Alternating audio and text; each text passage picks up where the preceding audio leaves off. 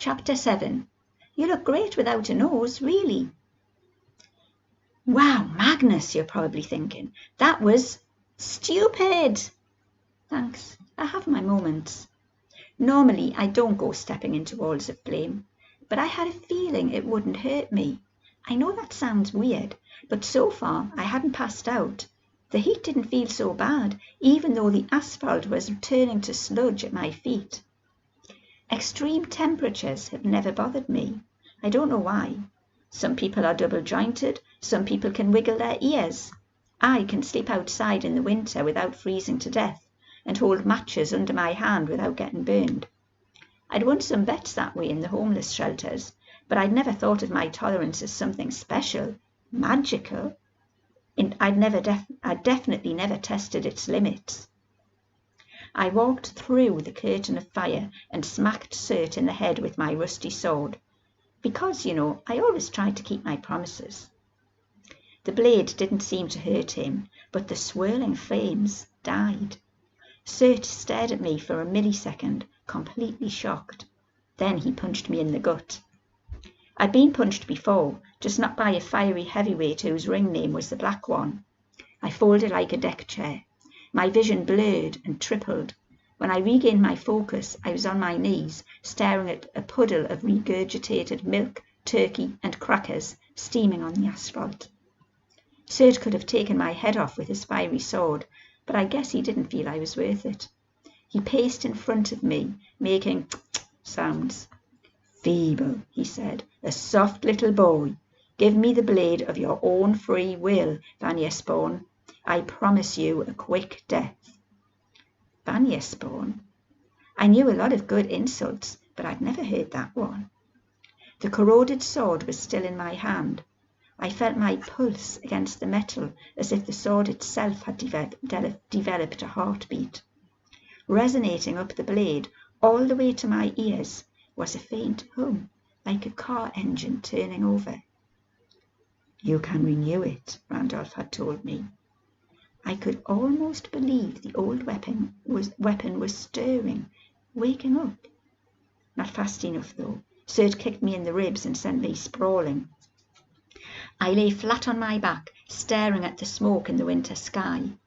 Surt must have kicked me hard enough to trigger a near-death hallucination. 100 feet up, I saw a girl in armour on a horse made of mist, circling like a vulture over the battle. She held a spear made of pure light. Her chain mail shone like silvered glass. She wore a conical steel helmet over a green head wrap, sort of like a medieval knight. Her face was beautiful, but stern. Our eyes met for a fraction of a second. "If you're real," I thought, "help." She dissolved into smoke. "The sword," Surt demanded, his obsidian face looming over me. "It's worth more to me freely surrendered, but if I must, I will prise it from your dead fingers." In the distance, sirens wailed. I wondered why emergency crews hadn't shown up already. Then I remembered the other 2 giant explosions in Boston. Had Surt caused them too, or brought along some fiery friends?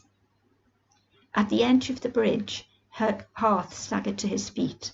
A few unconscious pedestrians had started to stir. I couldn't see Randolph or Blitz anywhere. Hopefully they were out of danger by now. If I could keep Burning Man occupied, maybe the rest of the bystanders would have time to clear out too. Somehow I managed to stand. I looked at the sword and, I was definitely hallucinating. Instead of a corroded piece of junk, I held an actual weapon. The leather-wrapped grip felt warm and comfortable in my hand. The pommel, a simple polished steel oval, helped counterweight the 30-inch blade, which was double-edged and rounded at the tip, more for hacking than stabbing. Down the centre of the blade, a wide groove was emblazoned with Viking runes, the same kind I'd seen in Randolph's office. They shimmered a lighter shade of silver, as if they'd been inlaid while the blade was forged. The sword was definitely humming now, almost like a human voice trying to find the right pitch. Surt stepped back. His lava-red eyes flickered nervously. "You don't know what you have there, boy. You won't live long enough to find out." He swung his scimitar. I'd had no experience with swords, unless you count watching The Princess Bride 26 times as a kid. Cert would have cut me in half, but my weapon had other ideas. Ever held a spinning top on the tip of your finger? You can feel it moving under its own power, tilting in all directions. My sword was like that.